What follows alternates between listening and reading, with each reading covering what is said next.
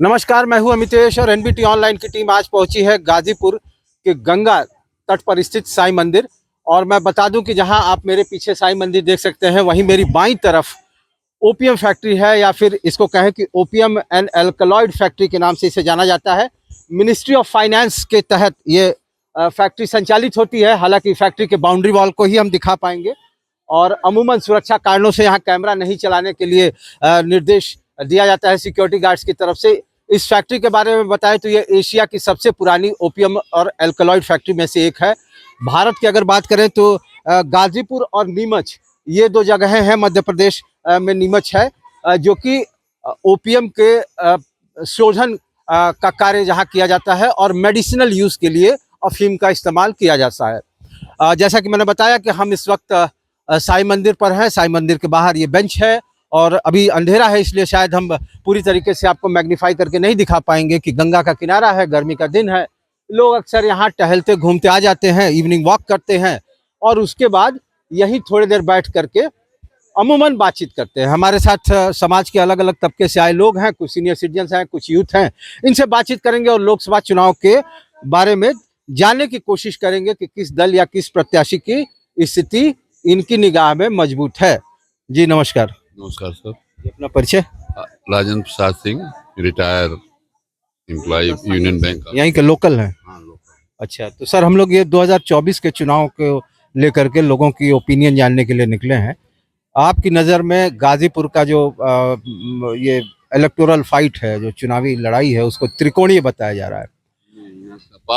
सपा और भाजपा में लड़ाई है, त्रिकोणीय नहीं है, दो कोणीय है। बीएसपी नहीं है फाइट? नहीं, बीएसपी नहीं है फाइट। क्या लग रहा है कि किसकी स्थिति आपके निगाह में मजबूत है? अब थोड़ा बहुत सही अंतर होगा जो जीते, चाहे हाँ सपा और भाजपा में ही कोई एक जीते। क्या कह रहा है, आपका असेसमेंट क्या कह रहा है, किसकी स्थिति अब तक जो इस परिस्थितियां हैं, आज जो है कि अब से 5 या 6 दिन बाद वोट होना है। हम मूल्यांकन नहीं बता पाएंगे। ठीक है। हम जी आपसे हम ये जानना चाहेंगे कि जैसा कि आपके बगल में बैठे हैं, आपने बताया कि किसी कंक्लूजन पर या किसी निष्कर्ष पर नहीं पहुंच पाएंगे। आपको क्या लगता है कि गाजीपुर में किस दल की स्थिति ठीक लगती है? भाजपा के जो कैंडिडेट हैं वो जनता के बीच उतने प्रभावशाली नहीं है यहाँ के, लेकिन मोदी जी का और भाजपा के कार्यों की वजह से वो कुछ कहा नहीं जा सकता, जीतने की संभावनाएं है उनकी। लेकिन वो तो दावा कर रहे हैं कि साहब हम 5 साल से संघ से जुड़े हुए हैं और संगठनात्मक कार्य करते हैं। जनता के बीच हम स्वयं 70 साल से ऊपर के उनका नाम नहीं जानते थे, कई इलेक्शन देखे हैं। और मैं ईमानदारी से कहूँ, इतने लोग लड़के बैठे, कोई उनका नाम सुना था भाई राजनीति में? नहीं, राजनीति में नहीं रहे। बोलने की आप मेरा है कि आप घूम रहे हैं तो इस बात पर यही नहीं, आज हिंदुस्तान का जो ये ट्रेंड है कि लोग फील्ड के कैंडिडेट को नहीं पसंद कर रहे हैं, जो वोट है मोदी जी और भाजपा के नाम से दे रहे हैं बस। अच्छा, तो ये चुनाव भी मोदी जी के पेज पर होगा? वही होगा बस। हाँ, यहाँ का चुनाव भी मोदी जी के पेज पे आएगा। चलिए, आप भी कुछ कहना चाह रहे थे। पारसनाथ राय संघ से जुड़े हुए हैं, पहले से ही वो जिला कार्यवाह रहे हैं और कभी भी ये भाजपा में राजनीतिक क्षेत्र में नहीं रहे हैं। हाँ साहब, 2024 के चुनाव को लेकर के आपकी क्या राय है? किस दल या किस व्यक्ति, कैंडिडेट के तौर पर मैं व्यक्ति शब्द इस्तेमाल कर रहा हूँ, की स्थिति आपको ठीक लगी? देखिए, गाजीपुर की स्थितियां जो रही हैं शुरू से, तो यहाँ जाति समीकरण पर वोट पड़ता है। अच्छा, ठीक है, मैं यही आपको रोकना चाहूँगा। ऐसा क्यों है कि जब हम लोग रायशुमारी करने निकलते हैं तो लोग कहते हैं कि साहब विकास का ये काम, विकास का वो काम, और जब वोट पड़ता है तो हालात बदल जाते हैं, जात पात पे। इसको तो हम बहुत डिटेल नहीं बता पाएंगे, लेकिन जो गाजीपुर का मैं हूँ तो गाजीपुर को जो हम लोग देखते हैं, नहीं तो यहाँ तो हमारे माननीय मनोज सिन्हा जी जितना विकास का कार्य किए हैं, बिल्कुल विकास पुरुष हैं गाजीपुर के। उनको देखते हुए तो हमेशा यहाँ भाजपा को जीतना चाहिए। लेकिन 2019 का स्वयं वो हार गए, तो कहीं ना कहीं वो जाति समीकरण के तहत ही हारे।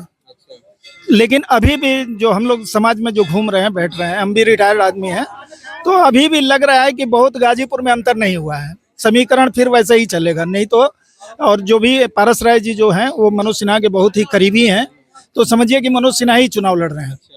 तो वोट तो वो मिलेगा ही, उनका विकास पुरुष का जो है, और मोदी जी आ रहे हैं उसका अलग एक इम्पैक्ट पड़ेगा, पोलराइजेशन होगा। बिल्कुल होगा। अच्छा, लेकिन अब कांटे की टक्कर रहेगी, अब कौन जीतेगा और कौन हारेगा ये हम लोग आकलन नहीं कर पा रहे हैं। अच्छा, अभी अभी तक तस्वीर साफ नहीं हो पा रही है। अच्छा, ठीक है साहब, वोटर हैं आप? जी यस। क्या नाम है? प्रदुम कुमार। कहाँ के रहने वाले प्रद्युम्न जी? हम सिखड़ी के रहने वाले हैं। सिगड़ी के रहने, तो यहीं के तो बीजेपी कैंडिडेट भी रहने वाले हैं। हमारे गांव के हैं। अच्छा, जी। व्यक्तिगत रूप से आप जानते भी होंगे उनको? जानते हैं, वो हमको पढ़ाए हैं, खुद उनके स्कूल में हम लोग पढ़े हैं। अच्छा, उनके छात्र हैं आप? अच्छा, किस क्लास तक वहाँ आपने पढ़ाई की? इंटर तक किए हैं। जी।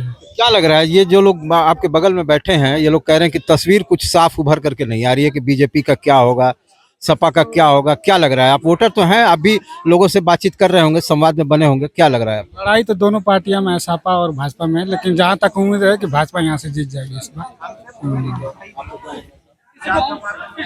60-45 की लड़ाई है यहाँ पर। 60-45 की लड़ाई है। मोदी जी के आने से बीजेपी के कैंडिडेट 60 हो जाएंगे। ये सदर के वोटर हैं आप? नहीं नहीं, मेरा घर तो वैसे बलिया पड़ता है, मैं यहाँ पे जॉब करता हूँ। बलिया में क्या माहौल बन रहा है? वहाँ भी तो कांटे की टक्कर बताई जा रही है। वहाँ भी कांटे की टक्कर है, वहाँ की परिस्थितियाँ क्या? वहाँ पे सपा आ गया। आपका परिचय? जी सुनील यादव जी? है। सुनील यादव है। कहाँ के रहने वाले हैं साहब? ये मर्दा का ब्लॉक ताजीपुरा है। मर्दा के रहने वाले हैं। अब तो वोटर भी वहीं मर्दा क्षेत्र के ही होंगे, यहाँ लोकल घूमने फिरने काम से आए हैं। रहते हैं, रूम लेकर रहते हैं यहाँ पे। हाँ। तो ठीक है, गाजीपुर के चुनाव को लेकर के हम जानकारी लेने के लिए निकले हैं। क्या आपको लग रहा है, किसकी स्थिति मजबूत लग रही है? यहाँ तो सपा की स्थिति अच्छी है। जी। लोग तो बता रहे हैं बड़ा काम किया है बीजेपी गवर्नमेंट ने, उसका लाभ होगा। फ्री राशन दिया है, हेल्थ सेक्टर में काम किया है, एजुकेशन में काम किया है, इंफ्रास्ट्रक्चर में काम किया है। और राशन से कोई नहीं हो पाया। हम लोग 2018 से 2024 तक मतलब बीएड बीटीसी कर का मतलब देख रहे हैं कि भर्ती आज तक नहीं आई है। हम लोग क्या करें, बस रोजगार से मतलब चाहिए ना, और राशन से कोई क्या बुत होगा बताइए। आप संतुष्ट हैं? इस सरकार से हम संतुष्ट नहीं है। हम आलोक रंजन मिश्रा रौजा के यही निवासी हैं। क्या लग रहा है साहब, आप क्या बताना चाहेंगे?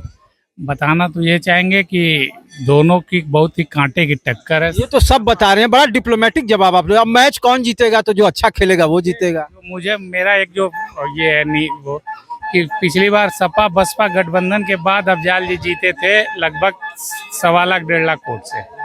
अगर आप बसपा का वोट आप माइनस कर देंगे तो पारस जी भी वो तो फिर दावा कर रहे हैं कि साहब हम तो अपने पर्सनल लाइन पे लोगों को अब्लाइज किए हैं। पर्सनल लाइन पे नहीं अप्लाइज किए। पिछली बार जो एक सिंबल बहुत बड़ी चीज होती है, बिना सिंबल का बीजेपी भी कह रही है कि साहब हम विकास के एजेंडे पे लड़ रहे हैं, हम भी दमदारी से हैं। सिंबल बहुत बड़ी चीज होती है। कोई बड़ा नेता भी बिना सिंबल का लड़ जाए उसकी बात समझ में आ जाता है। तो इसलिए जब सपा बसपा का जब गठबंधन था तो वो सिंबल एक बहुत मजबूत हो गया, जिससे वजह से वो जीते। अब इस बार सिंबल एक ही है। तस्वीर साफ नहीं हो रही, आप ये कह रहे हैं क्या? नहीं, फाइट में है पारस जी, नो डाउट पीछे नहीं है।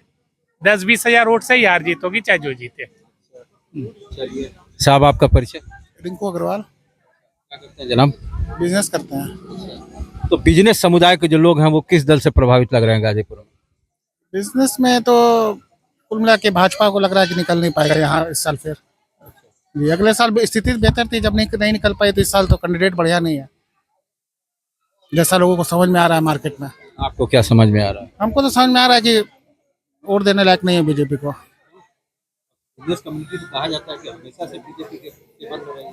बड़े व्यापारियों के ना, बड़े उद्योगपतियों के ना, छोटे बिजनेस मीडियम बिजनेस। क्या क्या आपकी दुश्वारियां हैं, क्या क्या आपको नाराजगी है? दुश्वारियाँ क्या है, मार्केट में लोगों के पास पैसा ही नहीं है, तो दुश्वारियाँ है। छोटे लोग, छोटे बिजनेस क्या होना चाहिए? आप एक आदर्श रूप में आपको क्या लगता है कि इसका निदान क्या होना चाहिए? दीदार क्या, सरकार को छोटे बड़े सबको लेके चलना चाहिए साथ में। जी जी मेरा अभिषेक यादव नाम है। बिजनेस करते हैं, सामाजिक काम करते हैं। कौन जीतेगा?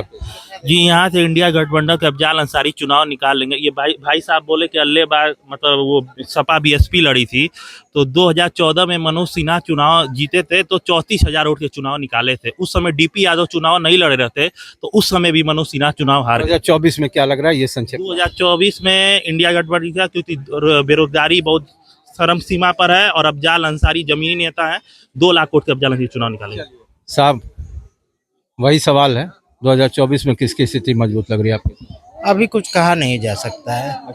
हाँ, अभी मतलब तालमेल क्यों ऐसा? जैसे जैसे चुनाव नजदीक आ रहा है, एक हाँ। मैं ट्रेंड देख रहा हूँ कि अब लोग कह रहे हैं कि भाई तस्वीर साफ नहीं है।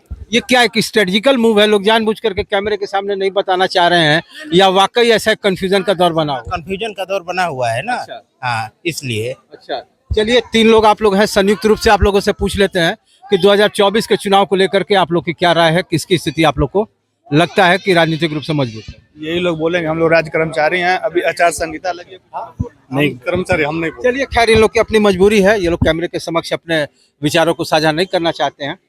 तो हम यहाँ साईं मंदिर पर लोगों से हम लोगों ने बातचीत की और ज़्यादातर लोगों का ये कहना है कि सपा बनाम भाजपा की लड़ाई है और बहुत हद तक अभी तक तस्वीर साफ उभर करके नहीं आई है कि किस उम्मीदवार को जनादेश मिलता दिख रहा है। Amitesh Kumar Singh, NBT online, Ghazipur.